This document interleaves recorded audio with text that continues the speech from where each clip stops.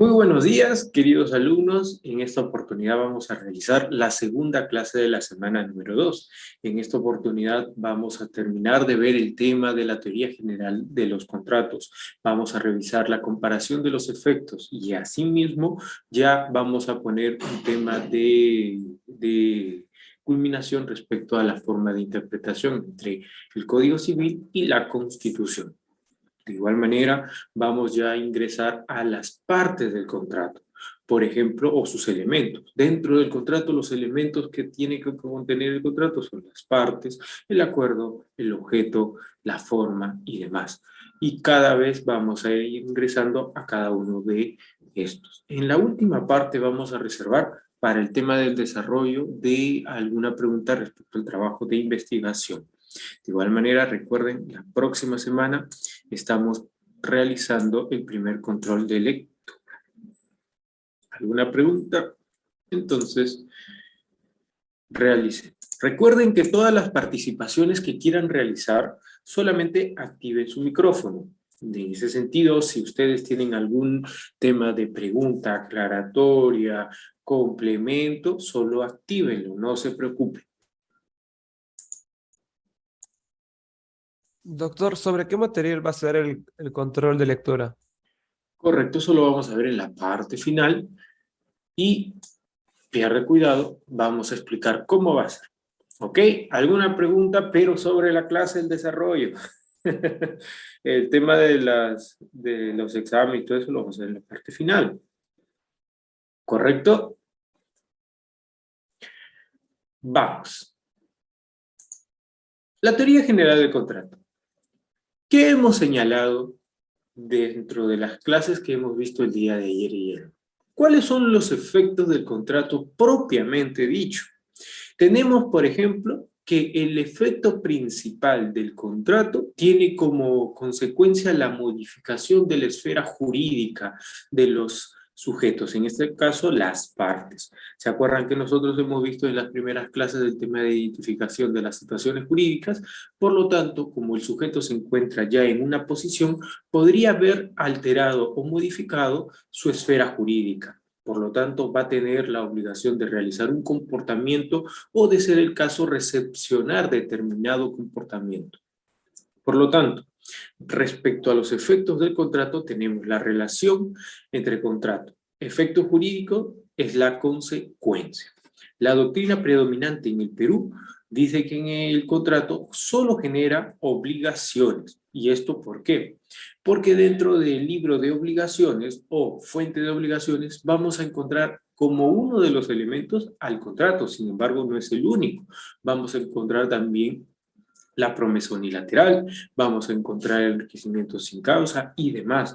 Por lo tanto, el contrato es una forma para generar obligaciones. Y tal como hemos visto el 402 y el 1403, ¿cuál es el objeto de la obligación? Es la prestación, y la prestación es considerado como un comportamiento, que ustedes ya lo han revisado. Sin embargo, vamos a ir recordando ahora un poco de lo que hemos estudiado en derechos de obligaciones, para que lo puedas ya relacionar con el presente curso. Tenemos entonces esta relación. Tenemos un crédito y tenemos un débito. ¿Por qué se dice crédito y débito en la relación obligatoria? ¿Se acuerdan?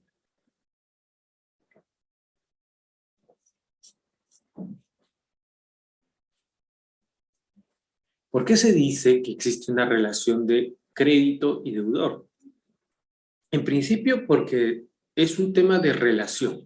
Buscan qué cosa, que se puede identificar a qué sujeto o qué sujeto va a tener este tema de beneficio, considerándose en la doctrina y posteriormente tanto en el Código Civil como acreedor y deudor. Funcionalmente sirve para identificar la titularidad de esta situación activa por parte del acreedor y quién va a tener la titularidad pasiva por parte del deudor. Hasta aquí la pregunta que vuelvo a indicar. Dentro del derecho de las obligaciones, al generarse esta relación entre crédito y deudor, ¿tiene con qué finalidad? ¿Se acuerdan? ¿Qué es lo Doctor, en lo que yo me acuerdo creo que era de que el crédito es como que lo que pueden exigir o tienen que cumplir. Por ejemplo, un crédito de acreedor es como que la cantidad o monto que él puede exigir a que le cumplan. Perfecto. Y esa exigencia está relacionada para una satisfacción de un interés. Por lo tanto, uno de los sujetos va a estar relacionado al otro para que se satisfagan mutuamente los intereses o tal vez solamente se identifique el tema de un comportamiento. Por ejemplo, la compraventa, hemos dicho que existen obligaciones recíprocas, pero a la vez podría identificarse como una de las partes entre sujeto activo, o bueno, acreedor y deudor. Si lo vemos desde la parte del comprador, el comprador sería el sujeto o acreedor, porque va a exigir que ve que es el vendedor le entregue el bien. Sin embargo, si lo vemos por parte del vendedor, va a exigirse también como acreedor porque va a exigir que se le entregue el dinero para que pueda entregar, ¿qué cosa? El bien. Por lo tanto, dependiendo de la situación en donde tú te encuentres o la posición, podrías tú dar un tema de concepto. Pero recuerden, este tema de la relación entre crédito y débito, lo que buscan es el tema de la identificación de la titularidad para que se le asigne determinados roles. Ahora, la pregunta es, ¿la obligación es el único efecto que puede generar el contrato o existen más efectos que podrían generarse? En este caso, perdónenme, en este caso tenemos que comenzar teniendo o revisando el octavo pleno casatorio.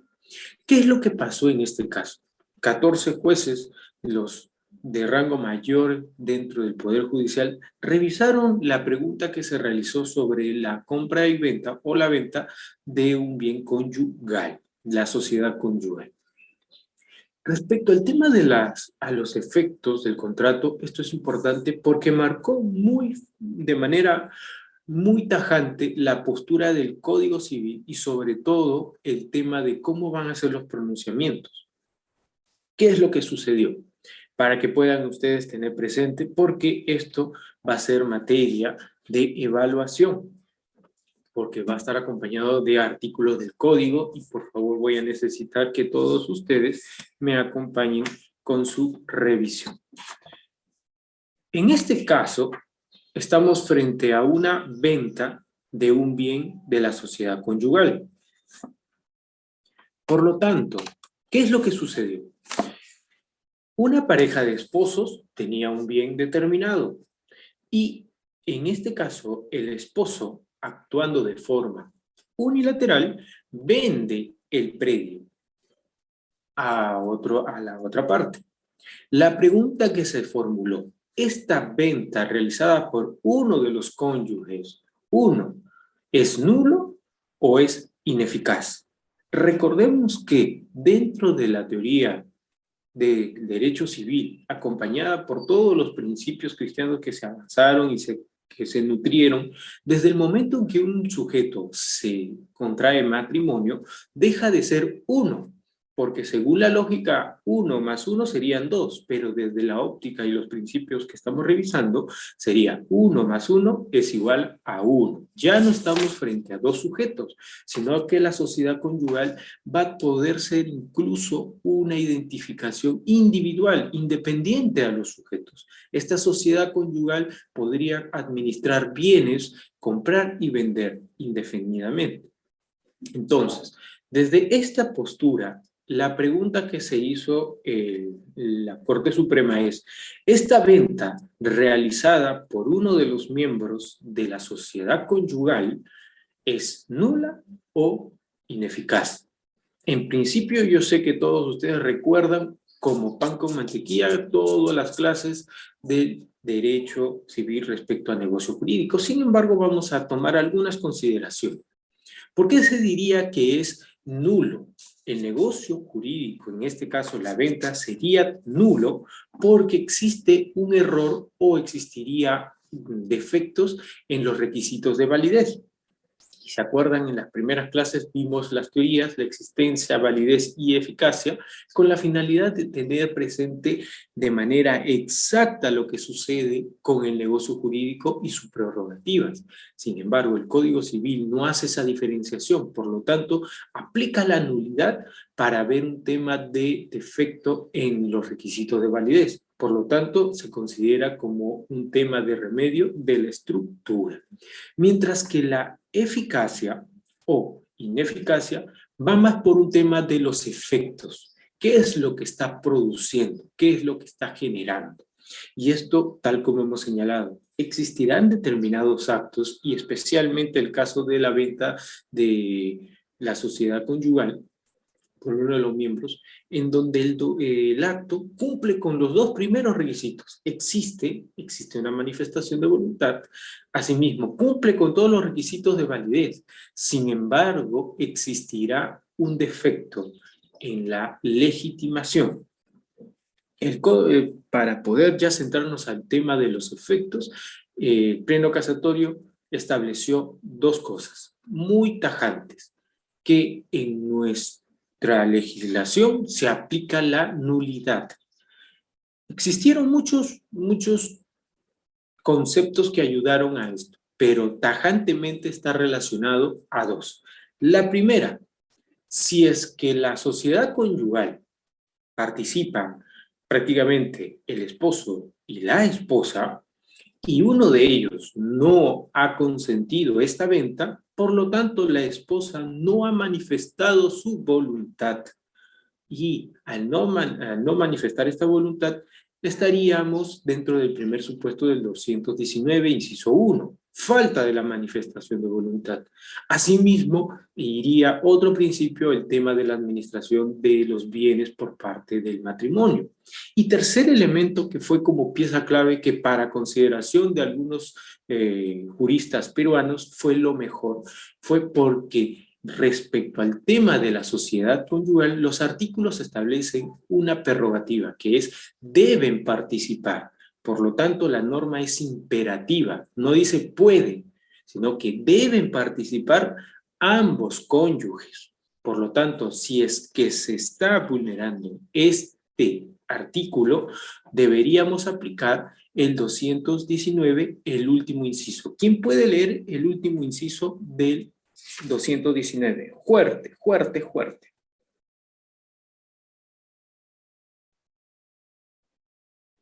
¿Quién puede leer, por favor? Yo, profesor. Yo, doctor. Gracias. ¿Qué inciso dijo? El último. ¿De qué artículo? El Código Del Civil. Del 219 Código Civil Peruano 1984. Vale. Ok, inciso, el último inciso, ¿no? Espérate. No, disculpe, tengo el código correcto. Me voy a demorar un poco, disculpe. No te preocupes, eso me pasó justo también en la otra clase que tuvimos. Comenzamos a decir el artículo y leyeron de otro país. Tengan cuidado de buscar en internet, a veces no sale. Compren su libro, no se preocupen, siempre es bueno tenerlo. ¿Quién puede leer el 219 del Código Civil, el último inciso, por favor? Yo, doctor. Ya. Ok, artículo 219, causales de nulidad, último inciso. En el caso del artículo 5 del título preliminar, salvo que la ley establezca sanción diversa. Perfecto. Entonces, ¿qué es lo que sucedió al momento de analizar? Como estamos frente a una norma imperativa respecto a la participación de la sociedad, de los miembros de la sociedad, estaría en contra del artículo 5, el orden público y las buenas costumbres. Por lo tanto, al establecerse de forma expresa que está relacionado, aun cuando podríamos decir desde la parte doctrinal que no correspondía o que sí correspondía, el texto de la norma ya lo había establecido. La segunda parte, cuando dice salvo que se indique alguna otra sanción diferente, es cuando expresamente lo indique, y tal como hemos señalado en las primeras clases, existen algunas categorías del tema de contratos y negocios jurídicos que no están regulados. que ha sido tomado por un tema ya de comparación de otras legislaciones en donde hemos identificado que no se ha hecho bien nuestro código y necesitábamos complementarlo. Entonces, esa es la primera posición y la que determinó. Sin embargo, existe la posición de la ineficacia, que volvemos a indicar, es un tema correcto desde la parte aplicativa, porque si nosotros volvemos a ver el tema de la compra, bueno, de la venta de bien de la sociedad conyugal, no podríamos aplicar la nulidad, porque si tú aplicas de forma directa la nulidad por cualquiera de estos incisos o incluso por el título preliminar, el artículo 5, si bien es cierto, proteges la voluntad de la cónyuge o cónyuge que no participó en esta venta, sin embargo, estarías determinando a una extinción de una manifestación de voluntad ya realizada, que es del otro cónyuge. Entonces, la nulidad es como si fuera una bomba atómica, porque dejará sin efecto todo lo que se había pactado. Por lo tanto, en este caso, lo que nosotros deberíamos revisar si es que cubre con todos los requisitos. Y respecto a la venta, especialmente el efecto es que uno de los miembros ha realizado la venta del bien. Sin embargo, la pregunta es, ¿se encuentra prohibido realizar este acto o se encuentra permitido? Dependiendo cuál es la postura, puede ser una postura muy estricta, como una postura un poco más amplia, consideramos lo segundo, porque si fuéramos estrictos, se identificaría que el cónyuge, uno de los cónyuges nunca podría vender un bien. Sin embargo, el propio artículo de familia establece que los cónyuges pueden actuar entre ellos como representantes, siempre y cuando tengan un poder. Por lo tanto, el artículo 161 establece el tema de la representación y al señalar que un cónyuge puede representar al otro, por lo tanto, podría realizar la venta de la sociedad conyugal, lo que realmente existe o lo que realmente en el caso de la casación, lo que realmente existe es que no actuó con legitimidad.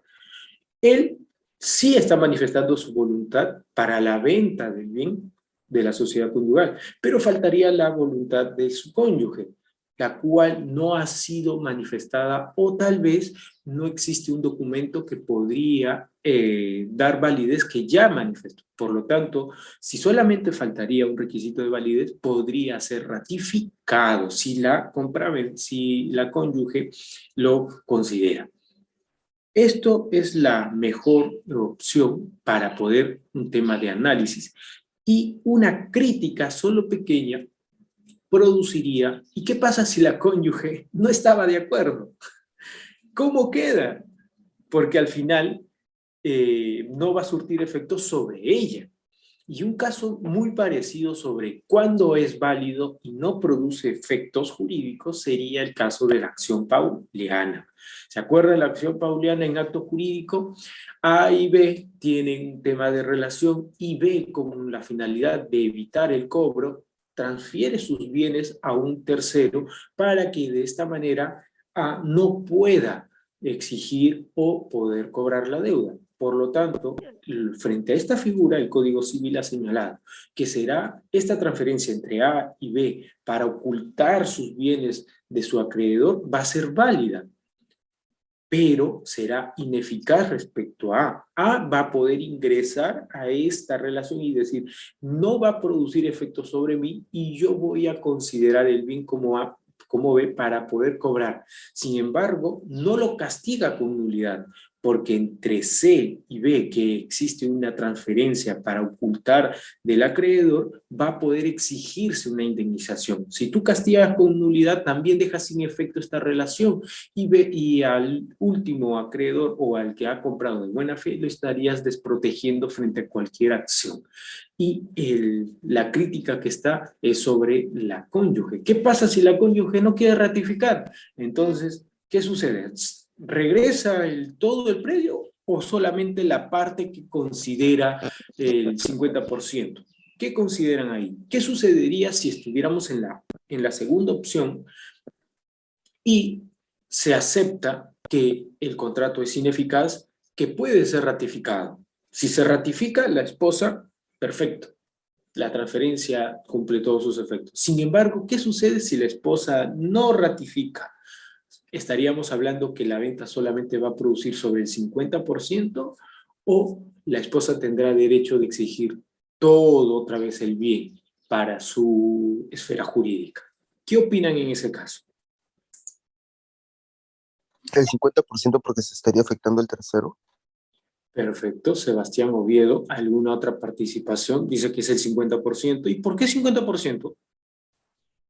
Porque se estaría afectando, o sea, si se regresa todo el bien, se estaría afectando al tercero que compró de buena fe. Claro, ¿se afecta? ¿De que hay una afectación al tercero? Sí. Sin embargo, la pregunta es, ¿por qué el 50? ¿Por qué pones un porcentaje? Porque quizás es lo que le está correspondiendo a la cónyuge. Perfecto, muy buen aporte. Ya tienes tu participación. ¿Alguna otra consideración?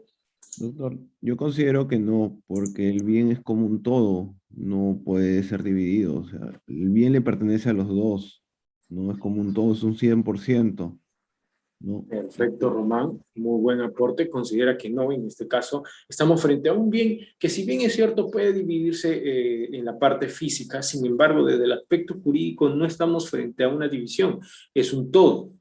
¿Alguna otra participación, Román? Sí, estoy de acuerdo con mi compañero Ricardo en que no, porque principalmente si son bienes que se están usando, por ejemplo, en una casa, ¿cómo lo divides? En una herencia es más fácil dividir los bienes o por lo menos el porcentaje de ganancias de estas, pero cuando es un bien común, de uso común entre los cónyuges, pues uno se afecta si se vende y se divide, ya que, por ejemplo, si es una casa en donde se están viviendo y se quiere mudar y la cónyuge vende sin la voluntad del otro esposo, pues estaría afectando a toda la relación matrimonial de manera económica, y es por eso que no considero que no se debería dividir en general. Perfecto, Luis. Y justo diste el tema oportuno. También tienes tu participación. Estamos hablando que es una propiedad de copropietarios o la propiedad es de la sociedad conyugal. La sociedad conyugal, doctor. Sea Perfecto. conyugal. Exacto. En este caso no existe copropiedad. Por lo tanto, el, el defecto que podría haber conseguido, que si bien es cierto dentro de la doctrina hubiera sido lo mejor, porque es la eficacia y el tema de sus efectos, el problema está que como es un bien de la sociedad conyugal, mayor perjuicio hubiera sido para el que compra este bien, porque al ser un bien de la sociedad conyugal, lo que va a actuar inmediatamente es que la esposa no va a reconocer. Y al no reconocerse, lo que va a suceder es que se va a devolver el bien, no un porcentaje, sino todo, porque es sobre la sociedad conyugal. Por favor, ténganlo presente esto. No se olviden cuando yo ponga casos en su examen parcial y ponga esposo y esposa, ya se supone que es sociedad conyugal, salvo que te indique que ambos han adquirido a bien a título personal. Si te pongo sociedad conyugal, de igual manera, es una parte, no son dos, no es que porque son dos esposos, uno es 50 y yo soy 50. Por ejemplo, cuando nosotros nos peleamos con mi esposa, ¿qué decimos? La mitad es tuyo, la mitad es mío. No, yo le digo, te fregaste, todo es mío y todo es tuyo. En toda partícula de todas las cosas, yo estoy ahí. Entonces, ella me dice, entonces también yo también estoy en esa relación y también tengo derecho. Y tanto se lo he repetido que ahora ella me lo dice. Aprendió rápido. ¿Correcto? Ahora, continuamos. Esto es lo que va a producir, o bueno, esto ya con la finalidad de establecer los efectos jurídicos del contrato. Por lo tanto, los efectos no se suscriben solamente a la relación que pueda generar entre las partes, porque estos pueden producir más efectos que nosotros vamos a ir revisando, como por ejemplo el tema de los efectos que pueden recaer en algún tercero, tanto en los contratos a favor de terceros o cuando uno se obliga para que un tercero realice un comportamiento. En sentido amplio, estamos frente a una relación obligatoria, ya hemos dicho cuando lo que busca es identificar la titularidad de aquel sujeto para el tema de la identificación del crédito y débito, y en sentido estricto, el débito que asume el deudor necesita ejecutar la prestación. Ahora, tipologías del efecto jurídico pueden generar. Dentro de esto es muy fácil, ustedes también lo van a revisar en su casa, sin embargo, para dar algunos alcances. Hemos dicho que desde el momento que un sujeto comienza a relacionarse y éste tiene conciencia de lo que quiere producir, utilizará el negocio jurídico para formar un contrato. Por lo tanto, el contrato tendrá una de sus características, es la modificación. Hemos dicho, bueno, dependiendo del orden, ¿no? Crear, modificar, extinguir, regular. Modificar, porque el acuerdo va a recaer sobre una relación previa. Por ejemplo, en un contrato de compra-venta, sin embargo, como ya se pactó la venta del bien, sin embargo, se puede incluir algún elemento adicional. Esta modificación también puede ser considerada como una innovación, tal como lo han revisado en el tema de obligaciones, porque podrías realizar una innovación objetiva o subjetiva. Modificaciones se realizan ya en el aspecto contractual mediante adendas.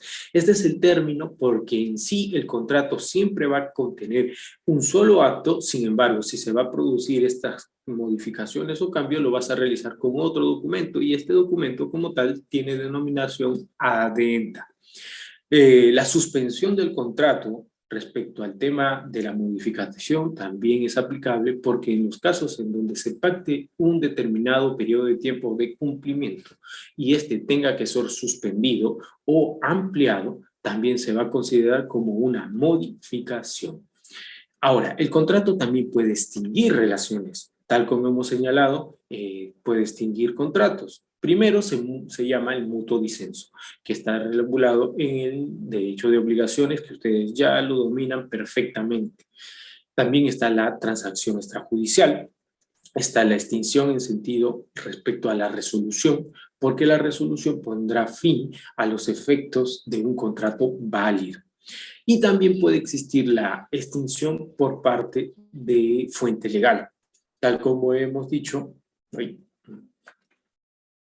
puede ser por una normativa específica respecto a un supuesto, el tema de la lesión, el tema de la venta de bien ajeno o el tema de la desproporcionalidad de las prestaciones que lo castiga con la rescisión establecida o por una imprevisión a los conflictos sobrevinientes cuando la prestación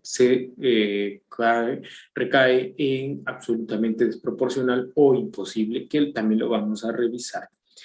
Ahora, el contrato también puede regular. Por ejemplo, teniendo un contrato de obra entre el comitente y el contratista, propiamente ya se estableció la construcción de un determinado edificio. Sin embargo, se necesita reglamentar determinadas áreas, como por ejemplo el tema del saneamiento. Entonces se autorregula para que se pueda generar o se complemente esta relación primigenia. Y la creación, ya como hemos señalado, se adhiere a un tema no solamente entre A y B tiene la manifestación para crear, sino es que incluso podríamos generar que se está creando estos efectos cuando se adhiere una nueva parte o cuando se da el tema de la cesión. ¿Se acuerdan? En el tema de la cesión por parte de obligaciones se cesiona o se puede ceder derechos, mientras que en el contrato va a existir la misma figura, pero con determinadas características independientes, porque en el contrato se cede derechos y asimismo obligaciones. Por ejemplo, también en el tema de la cesión de posición contractual, el cedente podría incluso garantizar la exigibilidad y podría realizar un tema de compromiso, y si no, un tema de indemnización. ¿Alguna pregunta hasta aquí? ¿Alguna pregunta hasta aquí?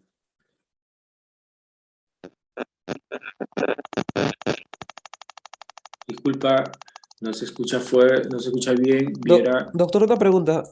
Había dicho hace un momento de que un contrato también puede extinguir otros contratos, algo así. Sí. Sí, ¿y eso cómo funciona? Justo acá lo vemos, mira, lo repetimos. ¿Qué es lo que sucede, por ejemplo, cuando las partes se ponen de acuerdo sobre una determinada prestación? Imaginémonos un alquiler. A, B se ponen de acuerdo sobre un alquiler y se dan cuenta que en el segundo mes, por X motivos, no podría continuar. Por ejemplo, el tema de que la persona, el propietario, vende la propiedad a un tercero. Sin embargo, tiene un contrato de alquiler. Entonces, por mutuo disenso, podrían establecerse que dejan sin efecto, o sea, extinguen este contrato de arrendamiento porque de esa manera el propietario va a poder satisfacer de forma completa con el nuevo comprador que el bien se encuentre totalmente liberado. Ese es un mutuo disenso donde las partes se ponen de acuerdo. Ahora, la transacción extrajudicial también extingue derechos, también es considerado, pero recuerden como un tema más desde la parte de crédito y débito, cuando existe un tema de prestaciones que no se han ejecutado. ¿Alguna pregunta hasta aquí? Sí, doctor, una consulta. Sí, Por ¿no? motivo, por ejemplo, de herencia, ¿no? Me heredan una casa, pero en la herencia existe y dice que yo no lo puedo vender, la propiedad. ¿Esto podría anular un contrato de compra y venta posterior? ¿Cómo no te escuché bien la última parte? Por ejemplo, en la herencia, a mí me heredan mis padres una casa, pero me dicen que no lo puedo vender. En la herencia está que no se puede vender, ¿no? Y después yo quiero hacer un contrato de compra y venta de la casa, ¿no? Por X motivos, problema de salud.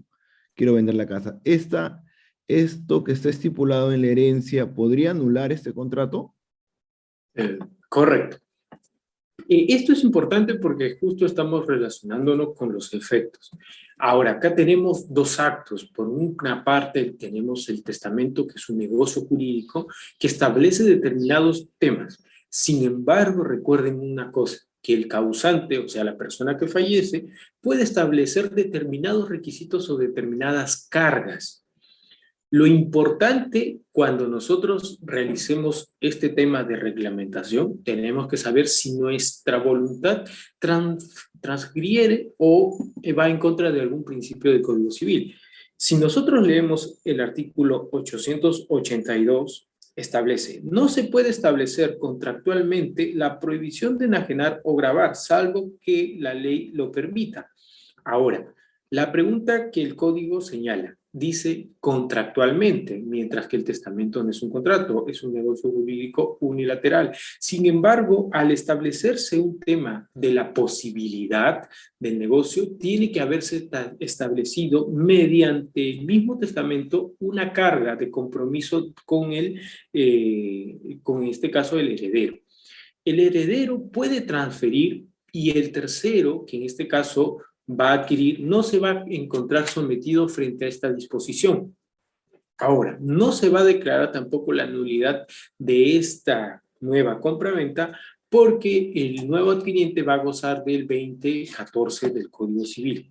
Respecto al heredero ahora, ¿cuál es la consecuencia?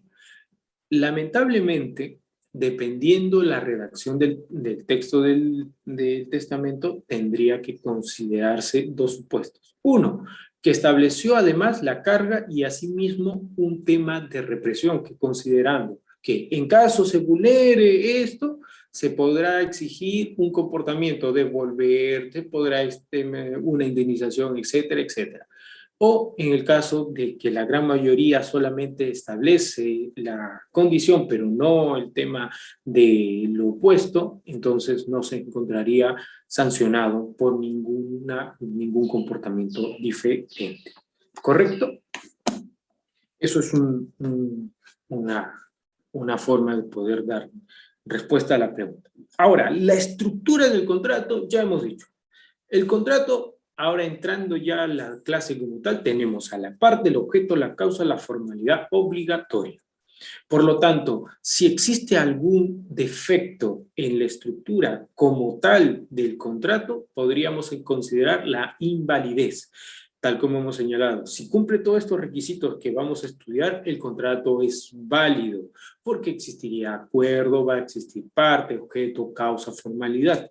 Sin embargo, cuando no sucede o no cumple los requisitos como hemos estudiado, disculpen, existirá dos tipos de remedio: la nulidad o la anulabilidad. Nulidad porque el contrato, no puede ser subsanado. Por ejemplo, la prestación o el objeto es imposible físicamente. Y la anulabilidad, en donde estos efectos como tales van a poder tener una contingencia y posiblemente las partes lo pueden impugnar, pero podría continuarse con los efectos si se ratifica. Por ejemplo, el error o dolo en el objeto de un instrumento que no consideraba o era diferente al pactado. El violín falso, que lo considera, o la guitarra diferente. Por su parte, la compraventa va a producir todos esos efectos, pero al identificarse que existe un error, lo que va a solicitarse es la anulabilidad para que pueda modificarse o se entregue el bien. Salvo que considere que no, entonces en este caso se tendría que proceder con la resolución.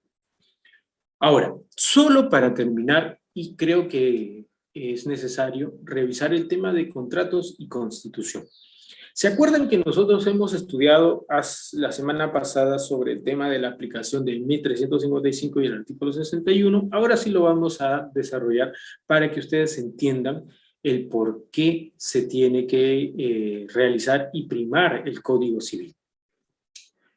Un concepto que sí te debe quedar muy claro, aun cuando tal vez algunos alumnos y muchos profesores consideran que la norma principal es la Constitución. Sin embargo, históricamente, el primer cuerpo normativo siempre fue el Código Civil.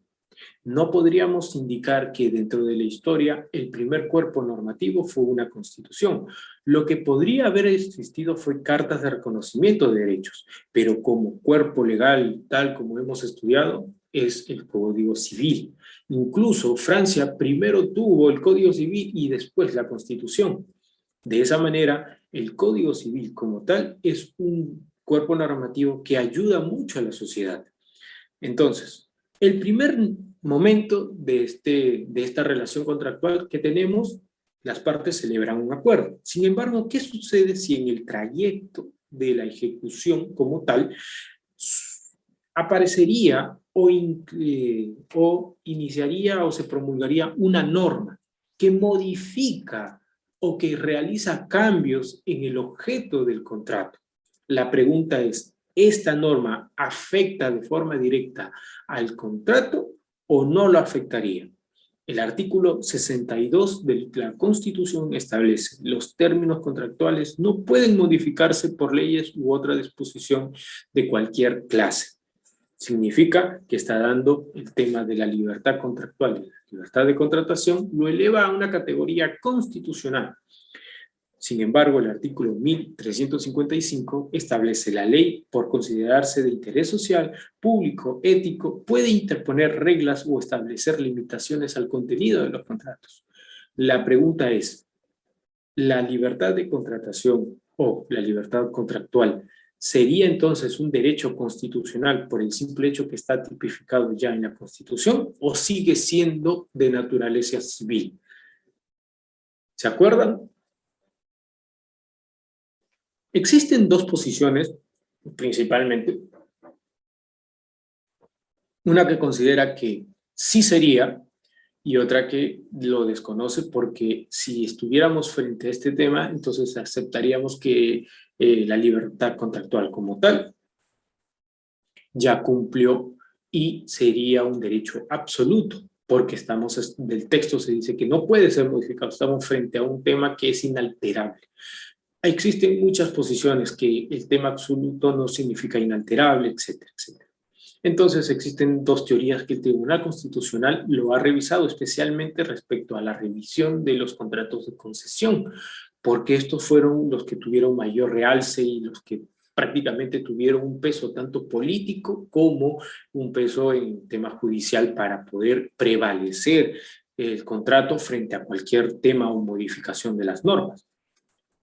La teoría de los derechos adquiridos significa que si alguien realiza un determinado acto o contrato realizado en el momento y la legislación dada en el momento, este se va a encontrar inalterable. Cualquier cambio, lo que suceda, el apocalipsis, no sé, no va a poder alterar lo que se ha pactado en el momento de la celebración del contrato.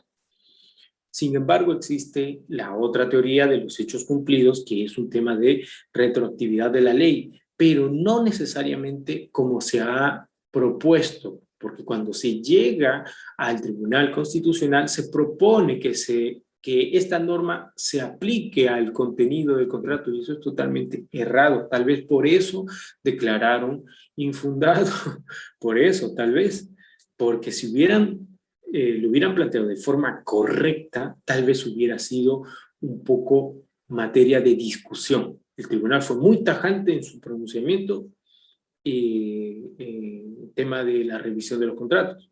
¿Y esto por qué? La teoría de los hechos cumplidos es un tema de interpretación sistemática. Por lo tanto, no es que se está aplicando la ley que ha sido promulgada el día de hoy de manera retroactiva. No, eso no podría, porque eso está prohibido por ley. Sin embargo, tienes que analizar si la norma que ha dado en la actualidad es de rango imperativo o solamente es un tema que coadyuva a la sociedad. Si es lo segundo, no tendría razón de ser. Sin embargo, si es una norma imperativa, sí podría aplicarse.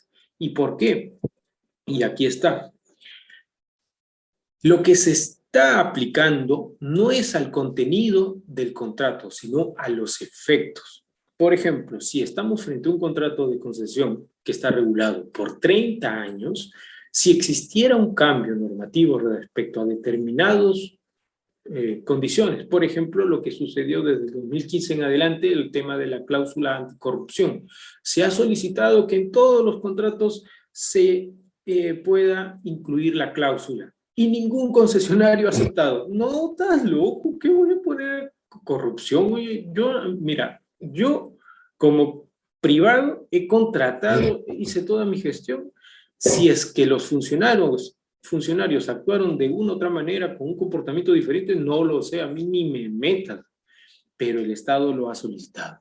Entonces, ¿qué hubiera sucedido si se hubiera aplicado esta teoría? ¿El contrato de concesión sería ineficaz? Sí, por el tema de los efectos, pero no podríamos decir que estamos frente a un contrato inválido, no, porque el contenido del contrato nunca se va a ver afectado. ¿Correcto? Esto hubiera sido un cambio o lo que sea.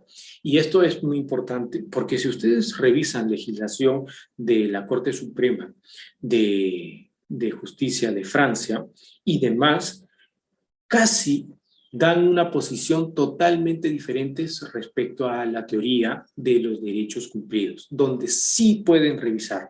El gobierno francés respecto al tema del Poder Ejecutivo es muy marcado, es muy fuerte.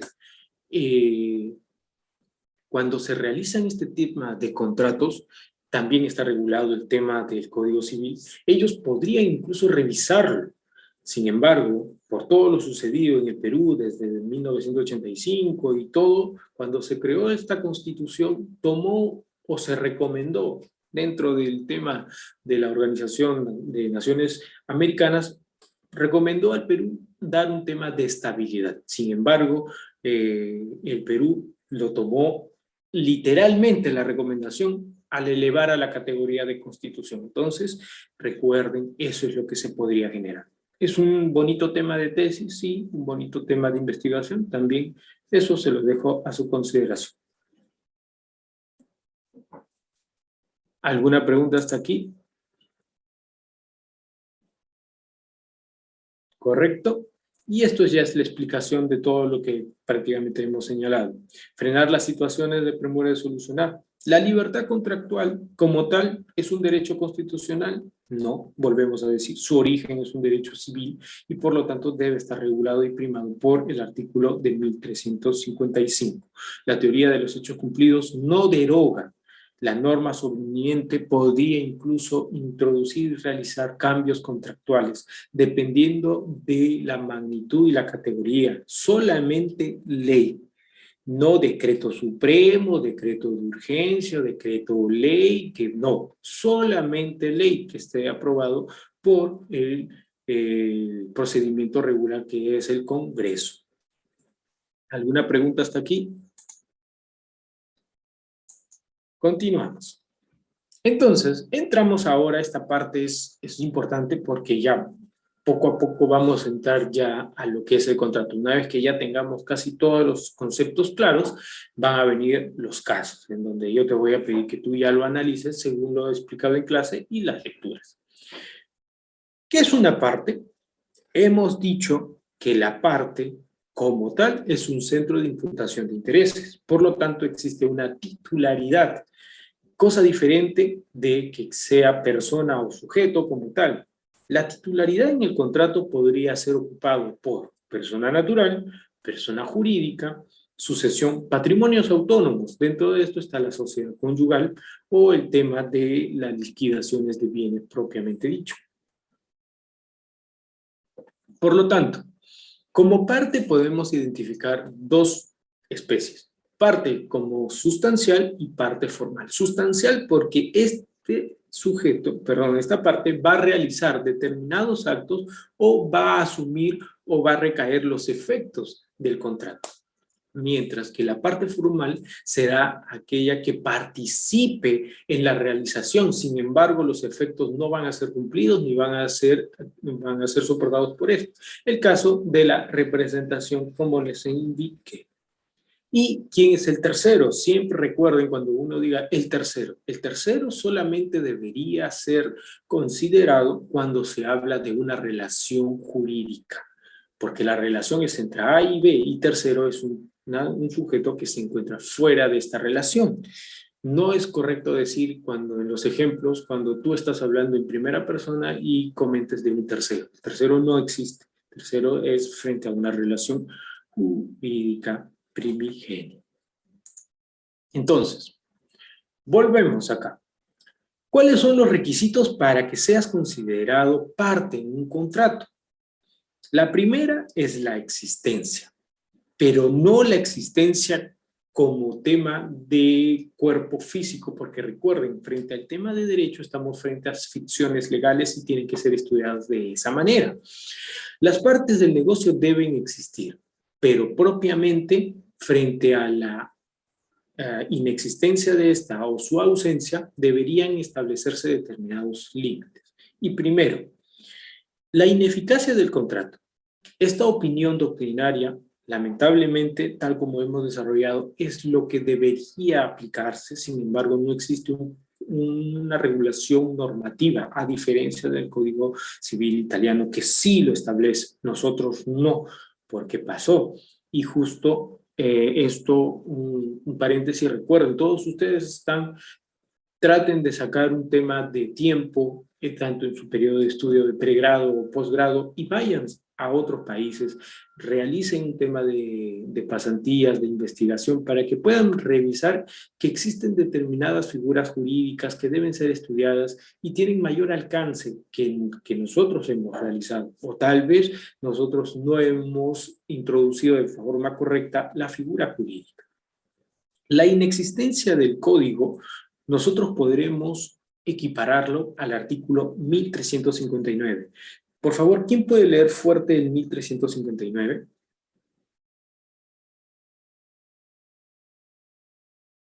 ¿Quién puede leer fuerte el 1359?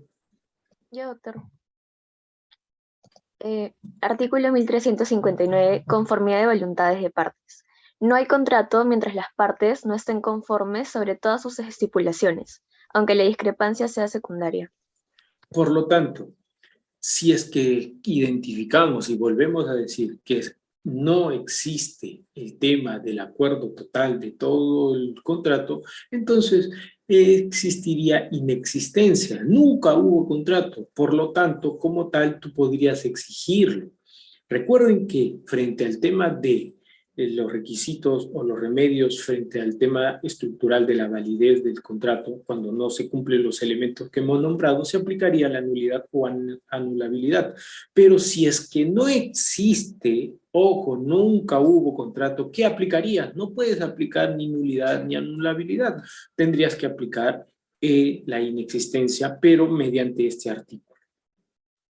Ahora, la parte también tiene que tener determinación, tiene que ser determinada.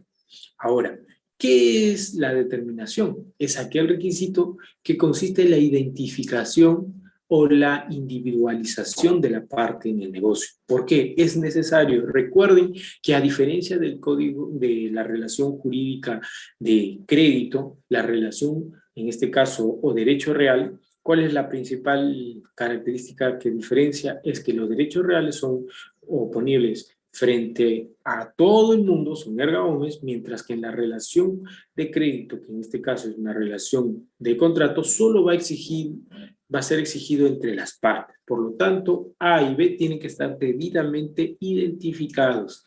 La excepción de esta regla es los contratos de consumo, tal como lo vamos a ver, el tema de las ofertas al público. Antiguamente, antes que tengamos el código del 2006-2007 del consumidor, se practicaba la forma de la oferta al público. Las empresas lanzaban el aviso, se vende, oferta, por ejemplo, aprovecha ya, aprovecha ahora, que televisores de una marca reconocida a mitad de precio. Entonces, como es una oferta al público, tú ibas y adquirías. Oye, hay una oferta. ¿Y qué es lo que pasaba? Los centros comerciales o los centros de establecimientos dicen, uy, ya se me acabó ya. No, perdónanos, es que ya voló, ya. Todo el mundo lo compró. Pero justo tengo otro televisor que cumple muy buenas características. Entonces, el Código de Consumidor identificó que existía ahí un tema de inaplicación o un tema de mala fe. Por lo tanto, establecieron determinados requisitos para este caso, que si es que realiza una oferta al público, tiene que ser de forma general. Sin embargo, cuando sucede estos casos y el establecimiento pone un límite de unidades, ya no se considera oferta al público, sino que se considera como una oferta totalmente válida. Por lo tanto, el centro comercial se encuentra obligado a vender 500 televisores al precio según las características que dice la publicidad. Sin embargo, si hubiéramos estado en otro tiempo, el establecimiento no hubiera incluso defendido su posición y no indicarte que ya no se encuentra en la posibilidad de realizar la oferta que se estableció. Recuerden eso, por favor, ténganlo como idea porque lo vamos a ver cuando estudiemos oferta. Después vamos a entrar a la capacidad. ¿Qué es la capacidad como tal? La parte tiene que tener tanto capacidad natural como capacidad para obrar. Y esto es, se podría decir, una pieza clave en el desarrollo del contrato como tal, porque es aquel requisito de validez que le va a otorgar un tema de actitud al sujeto, en este caso, para considerarse como parte. Y esto, dentro de la capacidad natural, es el tema del discernimiento. La capacidad de entender y querer que la celebración del contrato va a realizar determinados efectos y tú estás buscando que esos efectos se produzcan. Ahora, la pregunta es, ¿qué sucede si un incapaz natural celebra actos? ¿Qué es lo que pasó? Hubo una modificación en el 2019 donde determinados sujetos que estaban incapaces absolutos pasaron a ser incapaces relativos. Entonces, ¿qué es lo que sucedió? Por ahí hubo un cambio. El Código Civil, lamentablemente, no establece una norma de manera expresa para el tema del desarrollo de la capacidad o frente a un acto que un incapaz realice. Sin embargo, esto tiene que ser analizado desde el punto de vista del discernimiento. ¿Qué es lo que considera el discernimiento como tal? Es la capacidad o la actitud de poder entender que realmente, ¿qué es lo que sucede? Existe voluntad para poder contratar. Por lo tanto, si el sujeto no tiene capacidad natural que está relacionada al discernimiento, realmente se está afectando su voluntad. Por lo tanto, no tiene el primer elemento que establece el 219, inciso 1. Recuerden, cosa diferente es el discernimiento y cosa diferente es la conciencia. ¿Cuál es la diferencia primordial? El discernimiento es la aptitud que uno tiene para poder escoger y actuar dentro de lo permitido y lo que se encuentra restringido. Sin embargo, la conciencia va mucho más allá, tiene una doctrina teleológica utilizada, luteriana, todo lo que tú quieras decir, pero fue utilizada para el juicio de Nuremberg para establecer qué es lo que sucedió en principio. Los generales alemanes dijeron, oye, ¿cómo me vas a castigar si yo estoy haciendo lo que la ley establece? O sea, yo no estoy haciendo algo que no diga la ley. ¿Está utilizando el discernimiento? Claro, está utilizando el discernimiento porque está actuando dentro de lo permitido y lo que no se encuentra restringido. Sin embargo, la conciencia iba más allá, porque va a un tema ya del campo moral. Sabiendo que tú estás actuando algo que va en contra de las personas, produciendo un daño, continúas, deberías tener un tema de coherencia de lo moral. Recuerden esto para que puedan saber, especialmente cuando estamos hablando de capacidad natural. Por lo tanto, la falta de manifestación de voluntad está relacionada o regulada a una ausencia de capacidad natural, porque está previsto por el tema del discernimiento. Es algo que yo puedo identificar desde esta postura.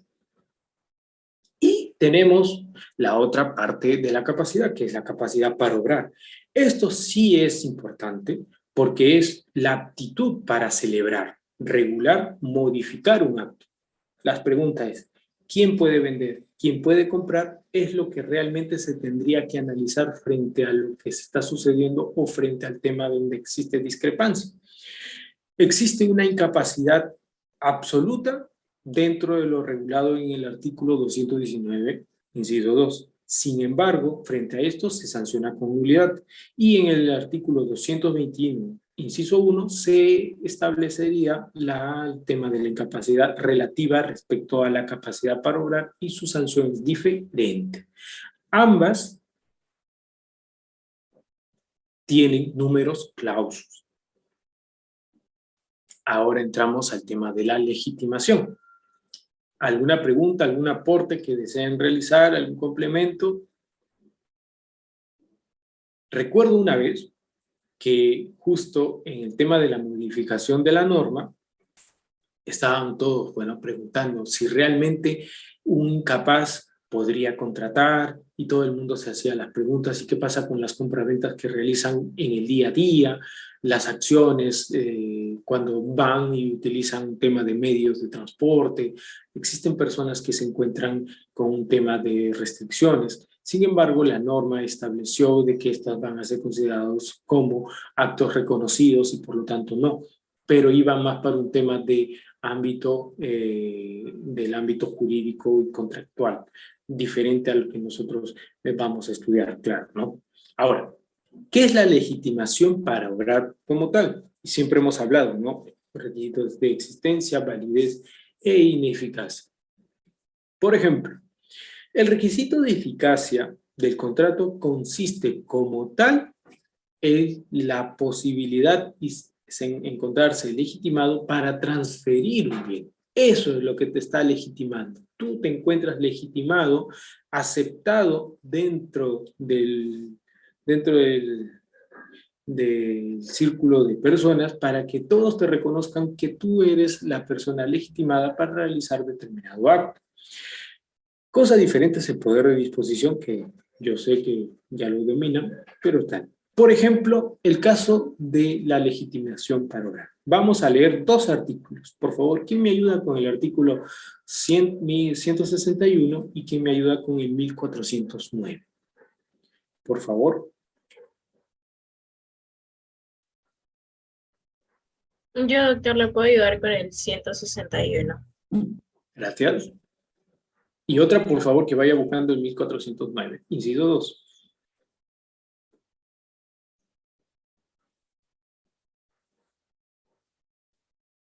Doctor, yo le ayudo con el artículo 1400. Perfecto. ¿Quién puede leer el primero, por favor?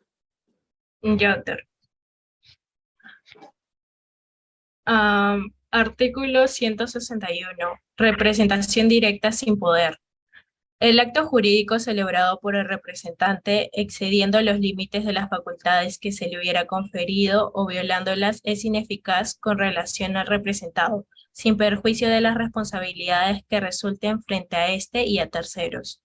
También es ineficaz ante el supuesto representado el acto jurídico celebrado por persona que no tiene la representación que se atribuye. Perfecto. Recuerden esto, cuando existe un tema de se excede en la representación, no lo castiga con nulidad, lo castiga con ineficacia. Ahora el 1409.2. 1409. Materia de la obligación. La prestación materia de la obligación creada por el contrato puede versar sobre bienes ajenos o afectados en garantía o embargados o sujetos a litigio por cualquier otra causa. Perfecto. Entonces, volvemos a preguntarnos. El caso de la ausencia de legitimidad, porque no existe este reconocimiento como tal, no es castigado por el ordenamiento jurídico con nulidad. Como no es castigado con nulidad, se vuelve a reconstruir mediante este tema de aplicación normativa que realmente estamos frente a casos de ineficacia. Y en el caso de representación, especialmente porque cuando se excede, estos efectos no van a ser eficaces frente al representante, el poder dante, y el representante asumiría la responsabilidad porque esta relación sería válida y tendría todos los efectos. Y asimismo, respecto a bienes de objetos de la contratación, establece que incluso pueden ser bienes ajenos, por eso se establece después la compra, bueno, la venta de bien ajeno, en donde permite que se realice este comportamiento. Por lo tanto, respecto a la legitimidad, es bueno que ustedes ya comiencen a revisar esta forma de aplicación, porque si nosotros vamos a la doctrina tradicional, esto considerado frente al tema del 201, inciso 1, 219, inciso 1. Manifestación de voluntad, eso es totalmente errado. Sin embargo, aun cuando ya estamos señalando que el Código Civil no lo regula, eso no quita de que nosotros, mediante la interpretación, podemos establecer de forma mejor orientada. Ahora, los pronunciamientos del Poder Judicial van a estar relacionados a lo que establece el Código Civil. Porque recuerden una cosa, el juez, aun cuando desee y tenga mucha forma de interpretación y mucho alcance, no puede ir frente a lo que está establecido de forma escrita. Recuerdo una vez en que hubo un examen de grado para los jueces de la Corte Suprema y uno de los candidatos estaba dando su exposición sobre el tema de familia. Sin embargo, en toda la exposición utilizó los términos de esposa y esposo, porque él quería que se entienda cuando él se refiere a la esposa por parte de la mujer y al esposo por parte del varón. Siempre utilizaba esos términos, aun cuando el código señalaba cónyuge o marido y mujer. Entonces, cuando se comenzó a realizar las preguntas, le comentaron al candidato, le dijeron, señor juez, estupenda participación, excelente, maestro y todo. Sin embargo, la pregunta que le hicieron, y con esa fue la que lo desaprobaron, fue porque le dijeron, el Código Civil denomina a los que contraen matrimonio, esposa y esposo, ¿o cómo los denomina? Los denomina como varón y mujer.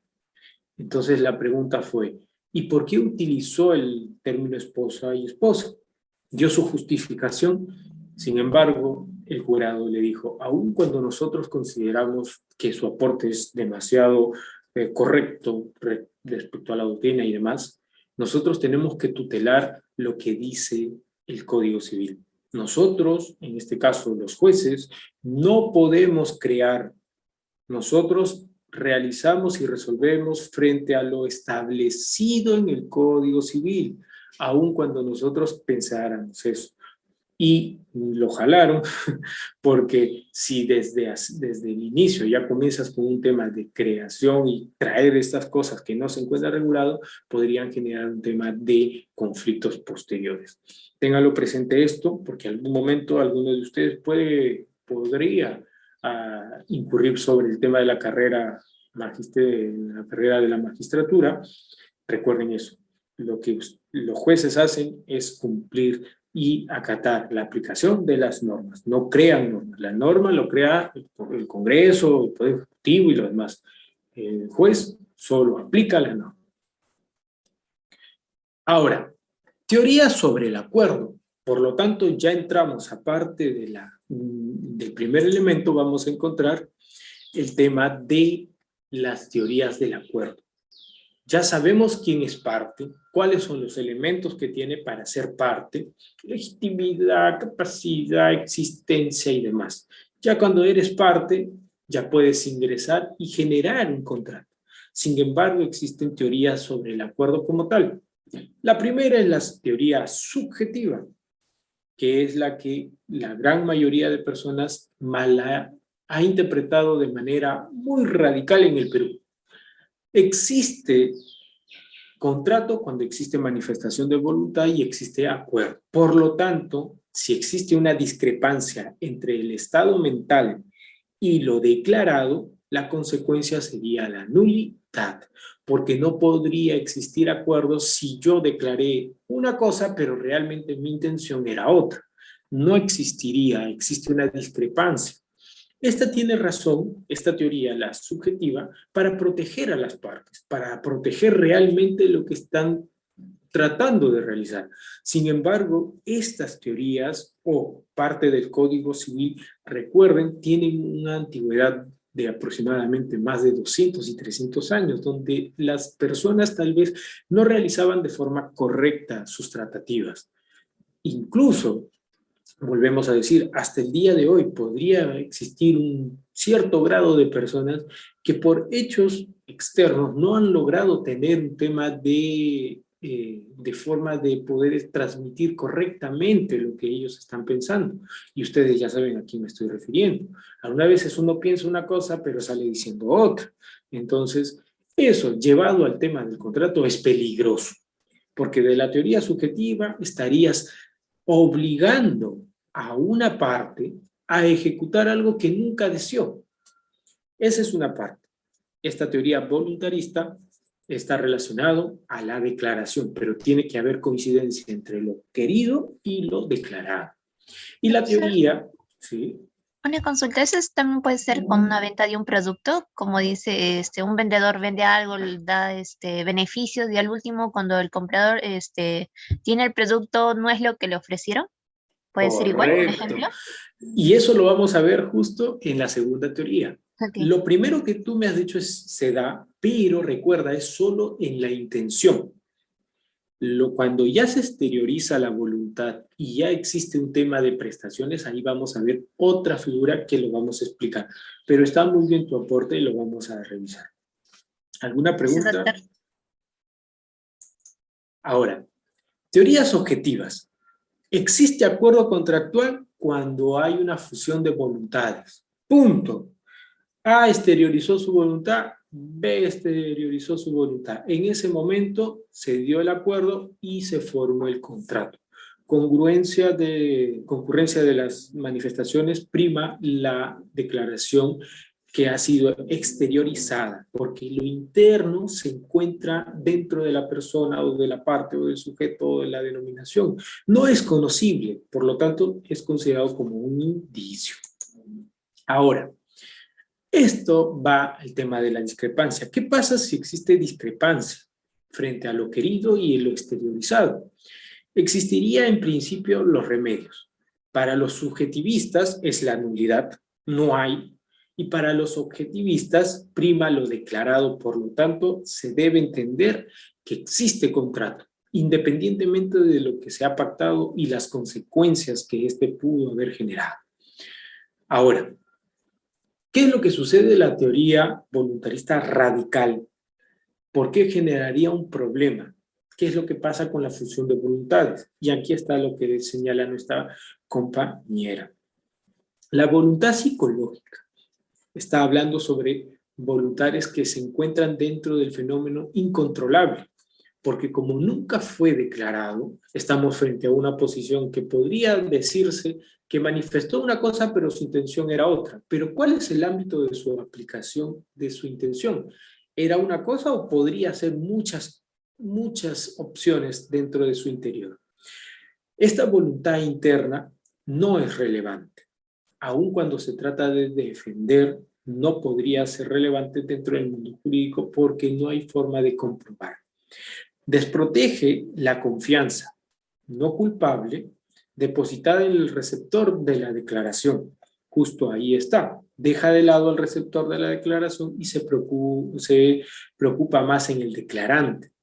Las partes no siempre conocen todos sus efectos. Eso es cierto. Una cosa es que la parte manifieste su voluntad para el acuerdo y otra cosa es que esté totalmente consciente de todos sus efectos que pueda contraer esta relación. Ahora, no conserva con las necesidades del tráfico contemporáneo la asignación de recursos, se basa en la certeza y en el caso, bueno, frente a lo no manifestado, no existiría como tal. No podría producir efectos contractuales por lo que no está establecido lo querido y todos estos efectos queridos se producirían como siempre. Por lo tanto, esta, por ejemplo, tendría su primera afectación.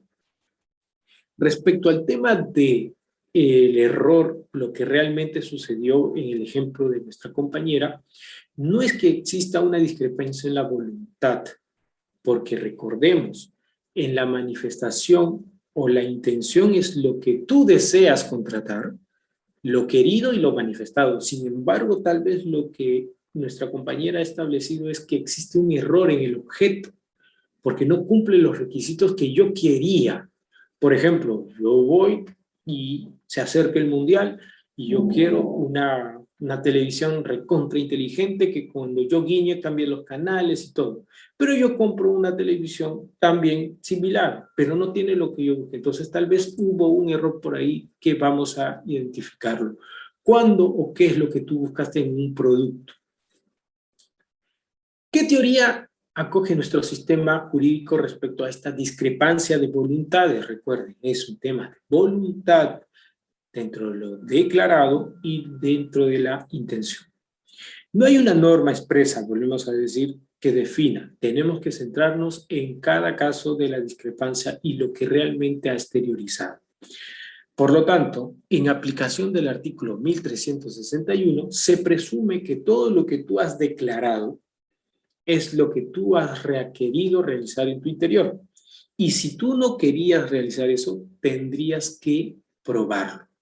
Por ejemplo, cuando nosotros vamos a ver ya los casos prácticos, recuerden, este es un tema teórico, pero vamos a aplicarlo a la realidad cuando es un tema de la venta de combustible, cuando ya comienzan el tema del precio, cuando se pone cláusula de precio de subida del dólar. ¿Estás manifestando todo? No, estás indicando que determinados cambios se van a producir por elementos externos. Entonces, uno de los contratantes puede estar consciente, mientras que el otro no. El otro acepta. Y al final te das cuenta de lo que tú no querías eso, porque tú pensabas que la relación se iba a considerar estable todo el tiempo. Sin embargo, estas conductas podrían subir, bajar determinadas prestaciones por lo que se había establecido. Entonces, existirá discrepancia frente a todos estos supuestos. Reserva mental, error optativo, simulación, falta de seriedad, disenso oculto. Nuestro Código Civil de todos estos ejemplos solo ha regulado el error optativo y la simulación. Eso se encuentra regulado. Los otros supuestos no hay. no podría decirse que tú tienes una reserva mental respecto a tu intención. Contratar, pero al final tú te das cuenta de que tu intención no era lo que declaraste en ese momento y por lo tanto tú te reservaste tu intención para poder mostrarla según la conveniencia en el futuro. Falta de seriedad tampoco no se encuentra regulado, y disenso oculto o un tema de interiorizado de elementos que no han sido conocidos. Ahora, retomando los artículos de negocio jurídico. Cuando estamos frente a una simulación, todos ustedes ya lo conocen, esto también los tratan de estudiar, cuando las partes declaran o celebran un contrato, pero realmente que han querido realizar otro. El claro ejemplo es la compra-venta entre padre e hijo. ¿Realmente existe una venta o realmente existe una donación? Porque se realiza entre dos familiares. En este caso, el acuerdo simulatorio, que podría considerar una discrepancia de la voluntad, porque una cosa es lo que declaraste, que es la venta, el papá quiere vender, pero su intención realmente es obsequiar, regalarle, darle. Entonces existe una discrepancia. En este caso va a tener determinadas formas de solución. Si es una simulación absoluta, nulidad, y si es una simulación relativa, anulabilidad. Pero en ambos casos hay que tener presente que no se actúa de buena fe, porque estaríamos hablando de que la parte está reservándose, que su declaración exteriorizada realmente tiene otra intención dentro de sí. Entonces, buena fe dentro de uno de estos podría ser cuestionada. El error ostativo. Aquí aparece lo que comentó nuestra compañera. Existe un error en la declaración. Tal vez al momento de declarar, al momento de establecer, te excedes, dependiendo a los casos que vamos a ver. La emisión de la voluntad se da, pero esta se dio de una formación adecuada, pero existe un error en la transmisión. Tal vez el receptor, que en este caso con el que estás contratando, entendió mal tu propuesta de contrato. ¿Cuándo se ve este caso? Por ejemplo, tiene que ser conocible el error. El error tiene que ser evidente porque el receptor, al entender esto, ha asumido de que se encuentra obligado a determinados actos o determinado comportamiento. Sin embargo, si uno lo ve desde la parte del normal desarrollo de los comportamientos, esto está un poco diferente. ¿Cómo se soluciona el Código Civil? O bueno, ¿cómo lo soluciona? En principio, la anulabilidad. El error tiene que ser esencial y conocible. Esencial, tiene que ser relevante, tiene que ser tipificado por la norma. El receptor de la acreditación ha podido razonablemente que se encuentra frente a una mala declaración. Por ejemplo, yo vendo un terreno a $5,000, pero el receptor ha entendido 5,000 soles. Oye, ¿cuál es tanto esta diferencia? Tal vez hubo un error demasiado por parte del receptor porque entendió mal la propuesta. Puede haber solamente establecido 5,000. No entendió si era dólares o soles, pero como se presume que estamos en Perú, son 5,000 soles, ¿no? Entonces yo voy con 5,000 soles. Oye, ¿qué pasó? Espérate, esto no vale 5,000 soles, vale mucho más. Entonces podría haber un error en este caso. Y el tema de lo conocible. Si no hay conocibilidad, identificación, no se puede anular. El contrato será válido. Si existe un error en la declaración y este error que tú consideraste no es conocible, o sea, que puede ser aceptado, tú te encuentras obligado a realizar el contrato, tal como lo establezca la relación, en los términos que hayas pactado. Protege al receptor de la declaración. Y esto se ve mucho en los contratos de obra o los contratos donde se tiene que realizar determinado comportamiento. Existen posiciones en donde una solo acepta, firma. Uy, vas a hacer todo, ¿no? Sí. Por ejemplo, en los contratos de obra, en este caso el contratista y el comitente, realizan determinadas prestaciones y trasladan riesgos. Yo lo que quiero es que tú me entregues una construcción edificada con todos los términos de referencia y que se pueda ocupar. Sin embargo, el contratista tal vez no entiende que eso significa que tiene que hacer saneamiento del predio, tiene que realizar un tema de tratativas en la municipalidad, etcétera, etcétera, muchas cosas más. Entonces, cuando no se identifica esto y no es conocible este error que el comitente ha exteriorizado, entonces tiene que asumirse. Si es conocible, en ese momento se puede determinar según el comportamiento de las relaciones. Y como última diapositiva, ya para cerrar y terminar un tema de algunas preguntas. Sí. Disculpe, ¿puede poner otro ejemplo de lo que está hablando? De la Correcto. construcción, eso sí, por favor. El tema de lo conocible. Por ejemplo, correcto. en compra-venta de bienes muebles. Por ejemplo, uno lanza el tema de la venta de un vehículo con determinadas características. Sin embargo, tú sabes que el receptor, al identificar que se está vendiendo un vehículo, por ejemplo, la marca que ustedes desean, va a saber que se encuentra atraído por la marca, por el tema del prestigio y todo. Sin embargo, él considera que en la oferta se establece un tema de garantía demasiado elevado. Por ejemplo, 20 años de garantía. Pero no es que tú estés dando 20 años, sino que el producto como tal podría generar un tema de vida de hasta 20 años. Entonces existe un error del receptor o del declarante, en este caso del declarante al establecer que es un tema de garantía, pero el receptor identifica que es conocible. Un momento. Que es conocible, porque sería muy complicado de que existe una garantía de ese ámbito, aun cuando pueda ser aceptado. Ahora, dentro de las relaciones normales, una persona puede garantizar 1 año, 5, 10, 20 años, ¿lo puede garantizar? Claro que lo puede garantizar.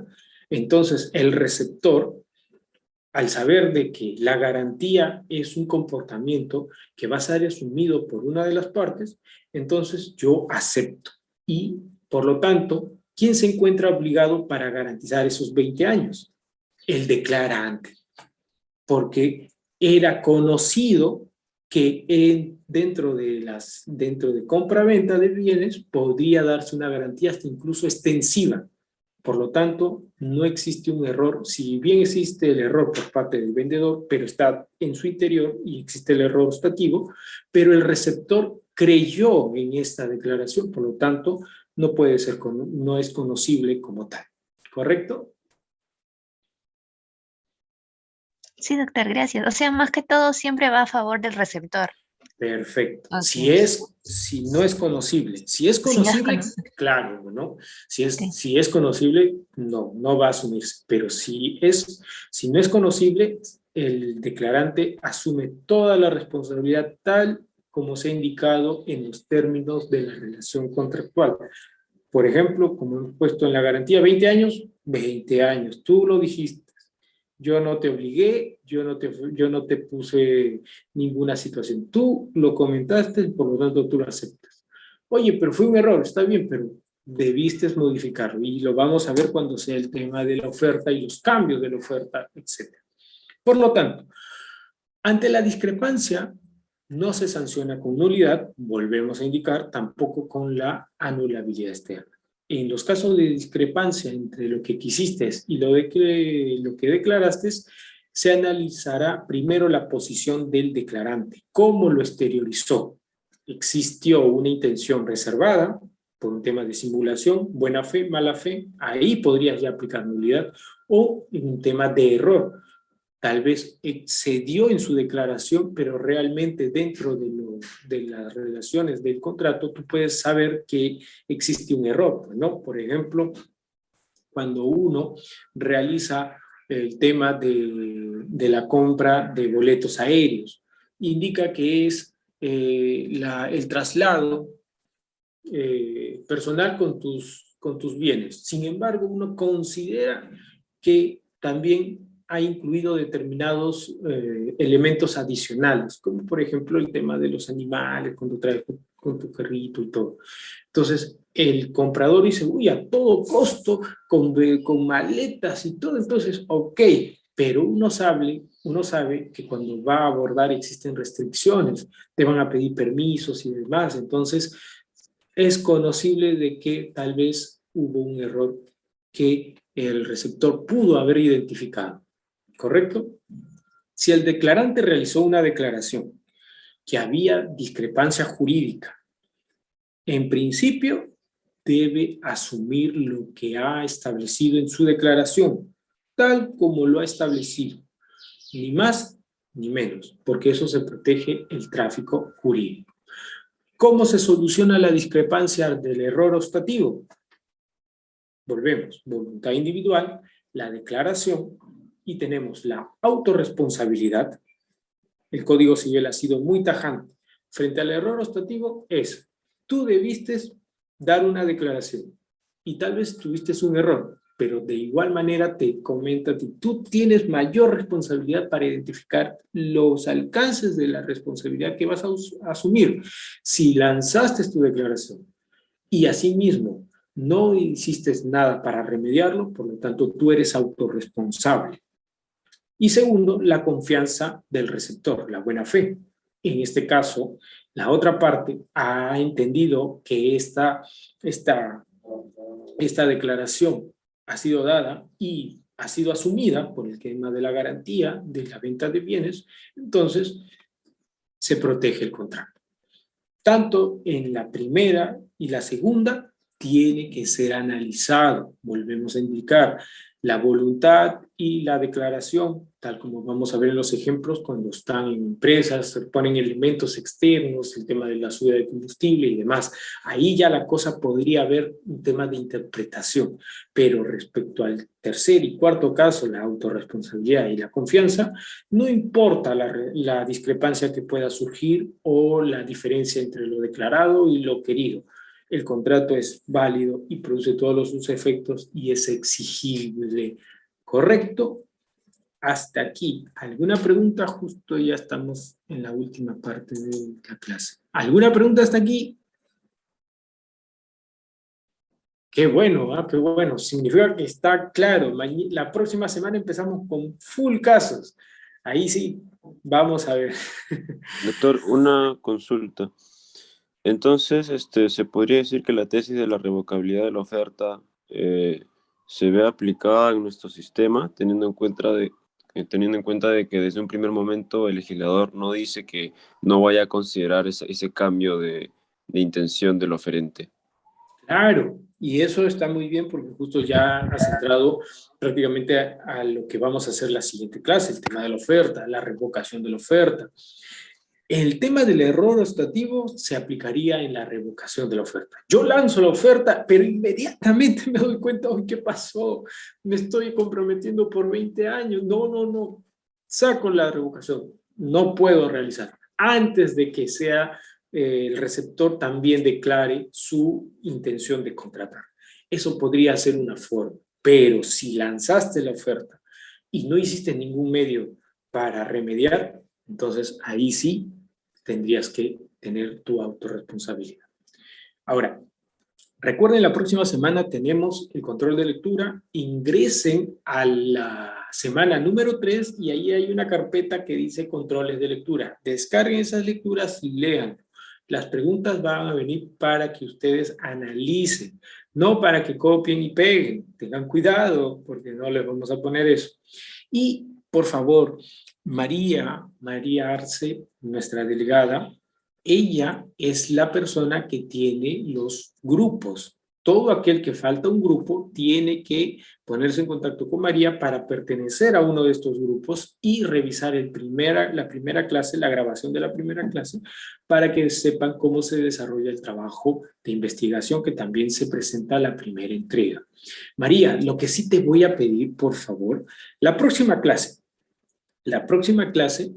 que me mandes un Word o un archivo en donde esté la relación de los grupos con sus integrantes. Nada más.